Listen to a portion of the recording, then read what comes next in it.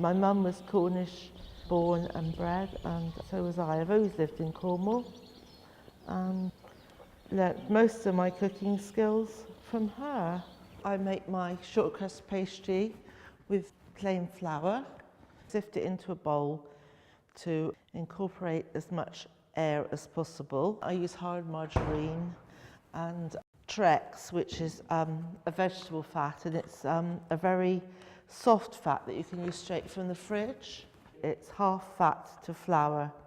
So because I've got 12 ounces of flour, I'm going to use 3 ounces of Trex and 3 ounces of margarine.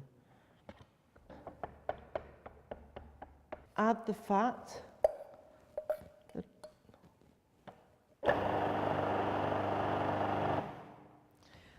So I've blended it to a breadcrumb consistency. I'll just check. That's absolutely fine. Pour in a little at a time to make the short crust pastry, bringing it all together. I usually do it with a knife, and then towards the end I maybe finish it off with my fingers. You need to stir in enough water that it just leaves the side of the bowl quite clean, that doesn't stick to the side. Then you know you've got the right consistency. You need to put it in the fridge to let it rest for half an hour. You can use cling film or a polythene bag.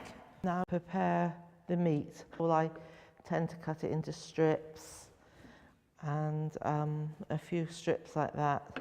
Then I cut it across, so it's in very small pieces.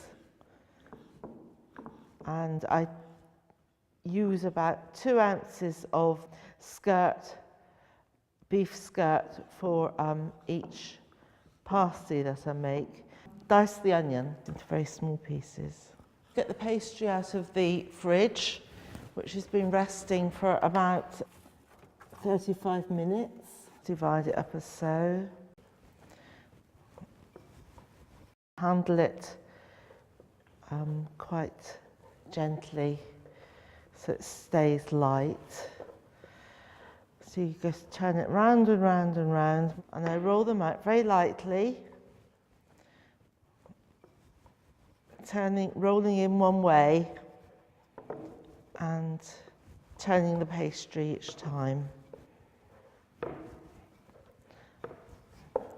So that's about right for one. Some people use swede in a pasty, which I'm sure would probably be very nice, but I never have. This is the way my mum taught me to make them. It starts off with potato, and then I season with salt and pepper. Then I'll add some of my meat, which I cut previously. Season again. Add some onion to the top, some more potato onto the top of the pasty, just to finish it off. A little bit more salt and pepper. Not too much, just a little sprinkling. Pinch the edges together, as such. And because my hands, I keep dipping them in the flour, otherwise they'll end up sticking to the pastry. You want to keep the pastry quite dry. I just trim off a little bit, which we don't need. Now we have the crimping. So we dip them in the flour, and so with 2 hands I gradually pull over each edge of the pastry and just tuck it underneath.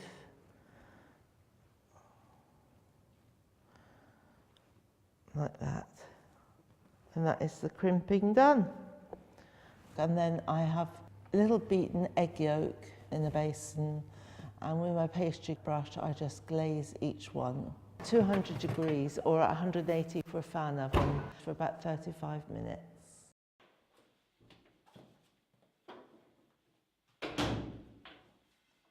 My mum was taught how to make them from her mother, and it's just passed down to me.